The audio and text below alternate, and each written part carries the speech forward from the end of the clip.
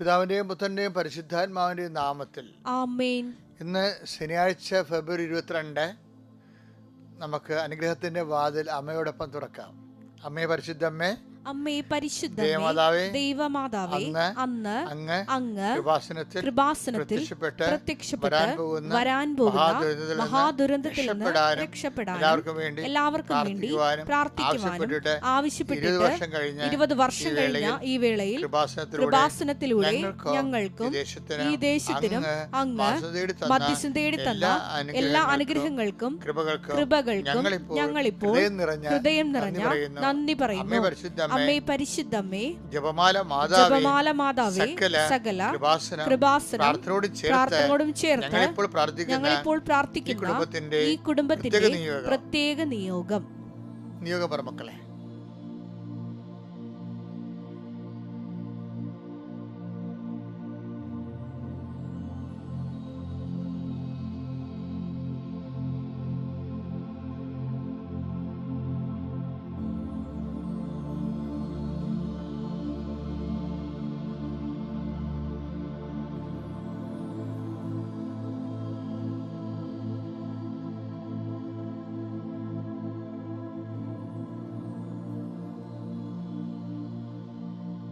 അമ്മയുടെ പ്രത്യക്ഷീകരണത്തിന്റെ ദ്വാദശക വേളയിൽ ഞങ്ങൾക്ക് സാധിച്ചു തരുവാൻ കനിയണം. ഇവിടെയും സൃഷ്ടാവുമായ ദൈവത്തിൽ ഞാൻ വിശ്വസിക്കുന്നു. അവിടുത്തെ ഏകപുത്രനും ഞങ്ങളുടെ കർത്താവുമായ ഈശോ മിശിഹായിലും ഞാൻ വിശ്വസിക്കുന്നു. ഈ പുത്രൻ പരിശുദ്ധാത്മാവിനാൽ ഗർഭസ്ഥനായി കന്യകാമറിയത്തിൽ നിന്ന് പിറന്ന് പൊന്തിയോസ് പീലാത്തോസിന്റെ കാലത്ത് പീഡകൾ സഹിച്ച് കുരിശിൽ തറയ്ക്കപ്പെട്ട് മരിച്ച് അടക്കപ്പെട്ട് പാതാളങ്ങളിൽ ഇറങ്ങി മരിച്ചവരുടെ ഇടയിൽ നിന്ന് 3-ാം നാൾ ഉയർത്ത് സ്വർഗത്തിലേക്ക് എഴുന്നള്ളി സർവശക്തിയുള്ള പിതാവായ ദൈവത്തിന്റെ വലതുഭാഗത്തിരിക്കുന്നു. അവിടെ നിന്ന് ജീവിക്കുന്നവരെയും മരിച്ചവരെയും വിധിക്കുവാൻ വരുമെന്നും ഞാൻ വിശ്വസിക്കുന്നു. പരിശുദ്ധാത്മാവിലും ഞാൻ വിശ്വസിക്കുന്നു. വിശുദ്ധ കത്തോലിക്കാ സഭയിലും പുണ്യവാന്മാരുടെ ഐക്യത്തിലും പാപങ്ങളുടെ മോചനത്തിലും ശരീരത്തിന്റെ ഉയർപ്പിലും നിത്യമായ ജീവിതത്തിലും ഞാൻ വിശ്വസിക്കുന്നു. ആമേൻ. സ്വർഗ്ഗസ്ഥനായ ഞങ്ങളുടെ പിതാവേ, അങ്ങയുടെ നാമം പൂജിതമാകണമേ. അങ്ങയുടെ രാജ്യം വരണമേ. അങ്ങയുടെ തിരുമനസ് സ്വർഗത്തിലെ പോലെ ഭൂമിയിലും ആകണമേ. അന്നു വേണ്ടുന്ന ആഹാരം ഇന്ന് ഞങ്ങൾക്ക് തരണമേ. ഞങ്ങളോട് തെറ്റ് ചെയ്യുന്നവരോട് ഞങ്ങൾ ക്ഷമിക്കുന്നത് പോലെ ഞങ്ങളുടെ തെറ്റുകൾ ഞങ്ങളോടും ക്ഷമിക്കണമേ. ഞങ്ങളെ പ്രലോഭനത്തിൽ ഉൾപ്പെടുത്തരുതേ, തിന്മയിൽ ഞങ്ങൾ രക്ഷിക്കണമേ. ആമേൻ. നന്മ നിറഞ്ഞ മറിയമേ, സ്വസ്തി. കർത്താവ് അങ്ങയുടെ കൂടെ സ്ത്രീകളിൽ അങ്ങ് അനുഗ്രഹിക്കപ്പെട്ടവളാകുന്നു. അങ്ങയുടെ ഉദരത്തിൻ ഫലമായി ഈശോ അനുഗ്രഹിക്കപ്പെട്ടവനാകുന്നു. പരിശുദ്ധ മറിയമേ, തമ്പുരാന്റെ അമ്മേ, പാപികളായ ഞങ്ങൾക്ക് വേണ്ടി ഇപ്പോഴും ഞങ്ങളുടെ മരണസമയത്തും തമ്പുരാനോട് അപേക്ഷിക്കണമേ. ആമേൻ. എൻ്റെ മക്കളെ, നമുക്ക് അനുദിന അനുഗ്രഹ പ്രാർത്ഥന പ്രവേശിക്കാം. കർത്താവേ, പരീക്ഷ കുഞ്ഞുങ്ങളെ ഞങ്ങൾ വീണ്ടും ഓർക്കുകയാണ്. പരീക്ഷ തീരണ വരെ ഇനി +2 പരീക്ഷ വരുന്നുണ്ട്, SSLC പരീക്ഷ ഉണ്ട്, ബോർഡ് എക്സാം നടന്നുകൊണ്ടിരിക്കുന്നു. അതുകൊണ്ട് കുഞ്ഞുങ്ങളെ എല്ലാവരെയും നമ്മൾ ഈ സമയത്ത് ഓർക്കുന്നു. പരീക്ഷ ഉള്ളവർ എഴുന്നേറ്റിട്ടുണ്ടെങ്കിൽ ദയവായിട്ട് അമ്മയുടെ അടുത്ത് വന്ന് അപ്പൻ്റെ അടുത്ത് വന്ന് നിൽക്കുക. അവരെ തൊട്ടുകൊണ്ട് നിങ്ങൾ പ്രാർത്ഥിക്കട്ടെ, വിശ്വപ്രമാണം ചൊല്ലട്ടെ. അപ്പൻ അവരെ ആശംസിച്ചുകൊണ്ട് അച്ഛൻ പ്രാർത്ഥിക്കുക, അനുഗ്രഹിച്ചുകൊണ്ട് പ്രാർത്ഥിക്കും. ഇതൊരു നല്ല ദിവസമാണ്. കർത്താവേ, ഈ നല്ല ദിവസത്തിൻ്റെ എല്ലാ അനുഗ്രഹങ്ങൾക്കും മക്കൾക്ക് അവകാശമാക്കാൻ നിൻ്റെ അഭിഷേകം ഓരോ പ്രഭാതത്തിലും പുതിയ അഭിഷേകം, പുതിയ ദൈവാനുഭവം അവർക്ക് നൽകി അനുഗ്രഹിക്കണമെന്ന് പ്രാർത്ഥിക്കുന്നു. വിഷയങ്ങൾ പഠിക്കുന്നതിനോട് കൂടുതൽ ലഘുവാകണം കർത്താവേ. എൻ്റെ ഭാരം ലഘുവാണെന്ന് നീ പറഞ്ഞതിൽ അഭിഷേകം കിട്ടിയ പഠനത്തിന് മുന്നിൽ അഭിഷേകം കിട്ടിയാൽ എല്ലാ പാഠഭാഗങ്ങളും അവർക്ക് ലഘുവാകും ഈശോയെ. അതുകൊണ്ട് അവർ ഉറക്കമില്ലാതെ ഉറങ്ങുകയോ പഠിച്ചും അടുത്തിട്ട് തലയിൽ കയറാതിരിക്കുന്ന പേര് ടയേർഡായിട്ട് ഉറങ്ങുന്നവരുണ്ട്. അവരെല്ലാം കർത്താവ് വിശുദ്ധമായ രക്തം തളിച്ചുകൊണ്ട് കുഞ്ഞുങ്ങളെ ഉണർത്തണമെന്ന് പ്രാർത്ഥിക്കുന്നു. ദൈവത്തിൻ്റെ കരുണ ബുദ്ധിയെ പ്രകാശിപ്പിക്കട്ടെ. ദൈവത്തിൻ്റെ ശക്തി നിങ്ങളുടെ ബുദ്ധിയെ പ്രകാശിപ്പിക്കട്ടെ. ദൈവത്തിൻ്റെ കരുണ നിങ്ങളുടെ എല്ലാ അവശതകളെയും അതിലംഘിക്കുന്ന ദൈവത്തിൻ്റെ സ്നേഹം നിങ്ങളുടെ ചിന്തകളെ ഭരിക്കട്ടെ. എൻ്റെ കർത്താവിൻ്റെ ഉന്നതമായ നാമത്തിൽ കടകമ്പോളുകൾ നടത്തുന്നവരുണ്ട്. കുടുംബത്തിലെ കുഞ്ഞുങ്ങളെക്കുറിച്ച് കുഞ്ഞുങ്ങളൊക്കെ ജയിച്ചു വന്നാൽ ഇവിടെ പഠിപ്പിക്കുമെന്ന് ഓർത്തിട്ട് മാതാപിതാക്കന്മാരെ വെമ്പുന്നവരുണ്ട്. ഏത് മാർഗം അന്വേഷിക്കും, കുഞ്ഞുങ്ങളുടെ പഠനം അടഞ്ഞു പോകുമെന്നൊക്കെ പാവപ്പെട്ടവർ വിഷമിക്കുന്നവരുണ്ട്. സമൂഹത്തിൽ ഇടനിലക്കാരായിട്ടുള്ളവരാണ് ഏറ്റവും കൂടുതൽ ദുരിതം അനുഭവിക്കുന്നത്. അവർക്ക് ഒരു തരത്തിലുള്ള ഒരു സഹായം ഒരിടത്തും ഇല്ലാത്ത മനുഷ്യരുണ്ട്. അവരെല്ലാം സമർപ്പിച്ച് പ്രാർത്ഥിക്കുന്ന കർത്താവ് ഈശോയെ, ഈ പഠിക്കുന്ന കുഞ്ഞുങ്ങളെല്ലാം ഉപരിപഠനത്തിന് വിടാൻ ആവശ്യമായ അവരുടെ പ്രൊഫഷൻ, അവരുടെ അഭിരുചി അനുസരിച്ച് അവർ പഠിച്ച് മുന്നേറി സ്വന്തം കാലിൽ നിൽക്കാനുള്ള കൃപ അവർക്ക് ലഭിക്കാൻ വേണ്ടി കുഞ്ഞുങ്ങൾക്ക് ഇപ്പം തന്നെ കർത്താവെ ഞാൻ അവരെ സമർപ്പിച്ച് പ്രാർത്ഥിക്കുന്നു. വിവാഹം നടക്കുന്ന കാലമാണ് ഈശോയെ. നോൻപ് തുടങ്ങിയാൽ പിന്നെ വിവാഹമില്ല. വിവാഹത്തിൻ്റെ അവസാന ദിവസങ്ങളൊക്കെയാണ് ഇപ്പോൾ നടന്നുകൊണ്ടിരിക്കുന്നത്. വലിയ കടങ്ങളിലൂടെ വിവാഹം നടത്തുന്നവരുണ്ട്, വലിയ സംഘർഷങ്ങളുടെ വിവാഹം നടത്തുന്നവരുണ്ട്. പലതല വിവാഹത്തിൻ്റെ പേരിൽ ഒത്തിരിയേറെ ദൈവത്തെ മാറ്റി നിറച്ച് സന്തോഷിച്ച് ഉല്ലസിച്ച് നടക്കുന്നവരുണ്ട്. ഇങ്ങനെയുള്ള എല്ലാ മനുഷ്യരെയും അങ്ങനെ തിരുസന്നിധിയിൽ സമർപ്പിച്ച് പ്രാർത്ഥിക്കുന്ന ഈശോയെ, നോൻപ് വരെയുള്ള നടക്കുന്ന എല്ലാ അടിയന്തരങ്ങളെയും ഞങ്ങളുടെ തിരുസന്നിധിയിൽ സമർപ്പിച്ച് പ്രാർത്ഥിക്കുകയാണ് ഈശോയെ. നോൻപിന് മാനസികമായിട്ട് നോൻപിനോട് ഉൾക്കൊള്ളുവാനും അതിനുവേണ്ടി ഇപ്പം തന്നെ ഒരുങ്ങുവാനും അങ്ങയുടെ മക്കൾക്ക് അനുഗ്രഹം നൽകണമെന്ന് പ്രാർത്ഥിക്കുന്നു. കർത്താവ് ഫെബ്രുവരി മാർച്ച് 2, മാർച്ച് 3, 5 ഒക്കെ ആയിട്ടാണ് കർത്താവ് നോൻപുകൾ സഭകൾ ആരംഭിക്കുന്നത്. അവിടെയെല്ലാം കർത്താവ് നിൻ്റെ ചൈതന്യത്തിൽ ജീവിക്കാനുള്ള ആയിരങ്ങൾ ഒരുങ്ങിക്കൊണ്ടിരിക്കുന്ന ഒരു സമയമാണ് ഈശോയെ. അവരെല്ലാം അങ്ങ് പാകതയോടെ ഒരുക്കണമെന്ന് പ്രാർത്ഥിക്കുന്നു. അങ്ങേ തേടുന്ന കാലമാണ് നോൻപ് കാലം ഈശോയെ. അതെല്ലാം അനുസ്മരിച്ചുകൊണ്ട് തന്നെ ഇപ്പോഴും ഈ നോൻപിന് മുമ്പുള്ള എല്ലാ ദിവസങ്ങളെ സംബന്ധിച്ച് പ്രാർത്ഥിക്കുന്നു. അങ്ങനെ ഞങ്ങളുടെ മക്കള് പല കുടുംബങ്ങളും പണ്ട് ഭയങ്കര വിശുദ്ധിയോടും ഭയങ്കര പ്രാർത്ഥനയുന്ന കുടുംബങ്ങൾക്ക് ഇന്ന് കർത്താവ് പ്രാർത്ഥിക്കാൻ പോലും ആരുമില്ലാത്ത അനാഥമായി കുടുംബം പൂട്ടിയിട്ടിരിക്കുന്ന അവസ്ഥകളുണ്ട്. കേരളത്തിൽ 10,000-കണക്കിന് കുടുംബങ്ങൾ പൂട്ടിയിട്ടിരിക്കുന്ന ഈശോയെ. അതൊക്കെ വിറ്റുമാറ്റി കർത്താവെ അവിടെയെല്ലാം അങ്ങേ വെച്ച് ആരാധിച്ചിരുന്ന കുടുംബങ്ങൾ പോലും കർത്താവ് അന്യാധീനപ്പെട്ടു പോകാൻ പോകുന്ന കാഴ്ചയാണ് ഈശോയെ, ദുരന്ത കാഴ്ച. അതെല്ലാം കർത്താവ് ആ മേഖലയിൽ ആ വീട് വിട്ടുപോയവർക്ക് വിദേശത്തും വീടില്ലാതെ ഇരിക്കുന്ന അവസ്ഥയുമുണ്ട്. കർത്താവ് ആ വീടിനെ അവർക്ക് പണം ചിലവാക്കാനും അവർക്ക് ലോൺ സാക്ഷാത്ത അവസ്ഥയുണ്ട്. ലോൺ എടുത്തിട്ട് അവിടെയും കടം ഇവിടെയും കടമായിട്ട് ജീവിക്കുന്നുണ്ട് ഈശോയെ.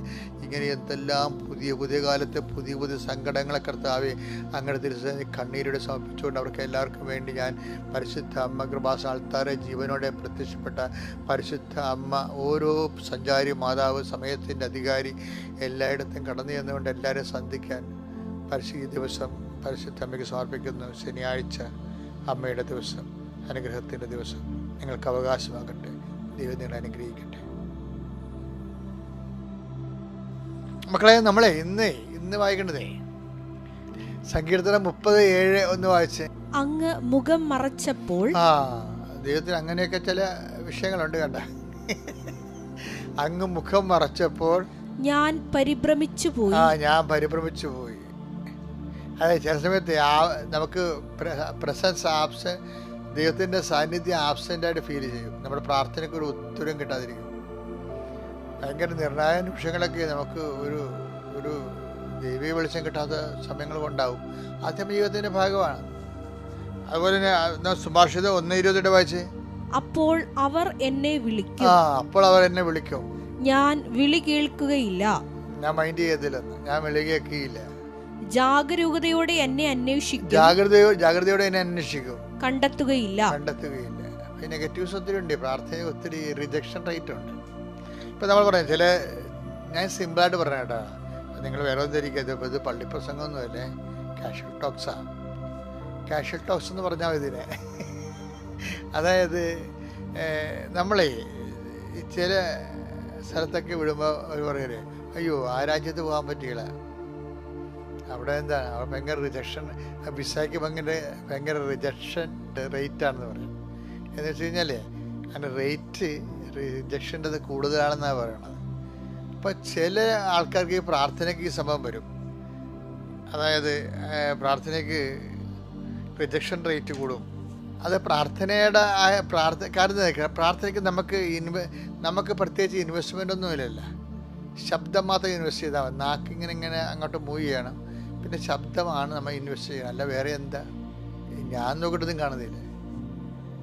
വിശ്വാസമാണ്. വിശ്വാസം എന്ന് പറഞ്ഞാൽ അത് ഇപ്പം നിങ്ങൾ പറയും വിശ്വാസം നമ്മൾ ഇൻവെസ്റ്റ് ചെയ്യുന്നുണ്ട്. ഓക്കെ, വിശ്വാസം എന്ന് പറഞ്ഞാൽ കർത്താവ് ഏക്കണ്ടേ. ഒരുമാതിരിപ്പെട്ട ഈ വിശ്വാസമൊക്കെ എടുക്കാത്ത നാണയം പോലെയാണ്. അതെന്താ കാര്യം എന്ന് വെച്ചാൽ അതെന്താ കാര്യം? അതായത് ഇപ്പോൾ ഇന്നലെ തന്നെ നമ്മൾ വായിച്ചില്ലേ 15:22 മത്തായിയുടെ സുവിശേഷം എന്താ പറയണത്? O woman, your faith is so great. അപ്പോൾ ആദ്യം റിജക്ഷൻ അല്ലായിരുന്നു അത്, ആ മിണ്ടിയില്ലല്ലോ. 15:22 മത്തായിയുടെ സുവിശേഷത്തിൽ കർത്താവ് മിണ്ടിയില്ലെന്നല്ലേ പറയണത്. നമുക്ക് കഴിഞ്ഞ ദിവസങ്ങൾ ഉണ്ടായിരുന്ന ആ വിഷയം റിജക്ഷനാണത്. എന്താ കാര്യം? ഫെയ്ത്ത് ഗ്രേറ്റ് അല്ലാത്തത് കൊണ്ടാണ്. ഇപ്പം ഒരുമാതിരിപ്പെട്ടെങ്കിൽ അലങ്കോലപ്പെട്ട വിശ്വാസമില്ലേ, അതും ശരി ഇതും ശരി എന്നൊക്കെ പറഞ്ഞുള്ള വിശ്വാസം ഉണ്ടല്ലോ. അപ്പോൾ അങ്ങനെ അസുഖക്കാരുടെ എണ്ണം കൂടുതലാണിപ്പോൾ. അതും ശരി ഇതും ശരി. അപ്പോൾ അവർക്ക് ഒരു ഗിപ്പില്ല ദൈവത്തിലെ. അതുകൊണ്ട് തന്നെ റിജക്ഷൻ റേറ്റ് കൂടും. പക്ഷെ ഉടമ്പടിയെ സംബന്ധിച്ചിടത്തോളം റിജക്ഷൻ റേറ്റ് കുറവാണ്. ഉടമ്പടി വൃത്തിമേനായിട്ട് ചെയ്യണമെന്നുണ്ടെങ്കിൽ എന്താ കാര്യത്തിൽ അതിൻ്റെ അകത്ത് ഇൻവെസ്റ്റ്മെൻറ്റ് കൂടുതലാണ്. അതാ ഇൻവെസ്റ്റ്മെൻറ്റ്. പ്രാർത്ഥന മാത്രമല്ലേ ഉള്ളത്, പിന്നെ എന്താണ് അതിൻ്റെ അകത്ത്? അവൻ പറയണ പോലെ ചെയ്യല്ലേ, ചൊല്ലുക മാത്രമല്ല ചെയ്യണമല്ലോ. അപ്പം അതുകൊണ്ട് സ്വാഭാവികമായിട്ട് അവിടെ വിശ്വാസം പ്രഖ്യാപിക്കുന്നുണ്ട്, വിശ്വാസം പ്രയോഗിക്കുന്നുണ്ട്, വിശ്വാസം പ്രാർത്ഥനയായിട്ട് ആവിഷ്കരിക്കുന്നുണ്ട്. അപ്പോൾ അതുകൊണ്ട് റിജക്ഷൻ റേറ്റ് കുറവാണ് ശരിക്കും പറഞ്ഞാൽ ഈ ഉടമ്പടിയെ സംബന്ധിച്ചിടത്തോളം. അപ്പോൾ ഉടമ്പടി എന്ന് പറഞ്ഞു കഴിഞ്ഞാൽ ഈ പ്രാർത്ഥനയ്ക്ക് ചിലർ പറയല്ലേ ഇൻഷുറൻസ്. കഴിഞ്ഞ ദിവസങ്ങളിലൊക്കെ അങ്ങനെ ഉണ്ടായിരുന്നു ചില വിഷയത്തിൽ. ഇപ്പോൾ ഞാൻ കഴിഞ്ഞ ദിവസങ്ങളിലൊരു വീഡിയോ കണ്ടപ്പോഴേ അതിൻ്റെ അകത്ത് അജിയോപ്ലാസ്റ്റോ അല്ലെങ്കിൽ സ്റ്റെൻഡ് ഇടുന്ന ഹൃദയത്തിന്, അപ്പോൾ അതിൻ്റെ അകത്ത് ഇൻഷുർ ചെയ്യുന്നവരുണ്ട്. സർക്കാർ ആശുപത്രിയൊക്കെ ഇൻഷുർ ചെയ്യുന്നതാണ് പറയണത്. ചില ആശുപത്രി ഇൻഷുർ ചെയ്യത്തില്ല, പുറത്തുള്ള ആശുപത്രികളിലൊക്കെ. അപ്പോൾ ഇതുപോലെ തന്നെ അപ്പോൾ നമുക്ക് അതിൻ്റെ കേടായി കഴിഞ്ഞാൽ പിന്നെ നമ്മളിതിനെ പൈസ മുടക്കേണ്ടി വരും എന്ന് പറഞ്ഞ പോലെ ഇൻഷുർ ഒരു വിഷയമാണ്. ഈ ഉടമ്പടിയെ സംബന്ധിച്ചിടത്തോളം വിഷയം, ഉടമ്പടി നമ്മൾ കറക്റ്റായിട്ട് അവൻ പറയണ പോലെ ചെയ്തു കഴിഞ്ഞാൽ അത് കാര്യം ബൈബിളിനെ തന്നെ വിളിക്കണത് ഉടമ്പടി ബുക്ക് എന്നല്ലേ വിളിക്കണത്, ബൈബിളിനെ തന്നെ വിളിക്കണത്. അപ്പോൾ ദൈവം സത്യസന്ധനായിരുന്നാലും ഇപ്പോൾ ഒരു വചനമില്ലേ, എന്താണ് 2 തിമോത്തി 2:13 വചനമുണ്ട്. അതായത് നമ്മൾ അവിശ്വസ്തരായിരുന്നാലും അവൻ വിശ്വസ്തനായിരിക്കും എന്ന് വായിച്ചത്. നാം അവിശ്വസ്തരായിരുന്നാലും അവൻ വിശ്വസ്തനായിരിക്കും. എന്തെന്നാൽ തന്നെ തന്നെ നിഷേധിക്കാൻ അവന് സാധ്യമല്ല. അതാണ്. അതായത് ഉടമ്പടി അല്പം നമ്മൾ ഉഴപ്പിപ്പോയാലേ ദാറ്റ് ഈസ് ഇൻഷുർഡ്. അതെന്താ കാര്യം എന്ന് വെച്ചാല് നമ്മുടെ അവിശ്വസ്തതയിലല്ല അത് റിലേ ചെയ്യണത്, ദൈവത്തിൻ്റെ വിശ്വാസ്യതയിലാണ്. കാര്യം തന്നെ നിഷേധിക്കാൻ അവന് കഴിയത്തില്ല.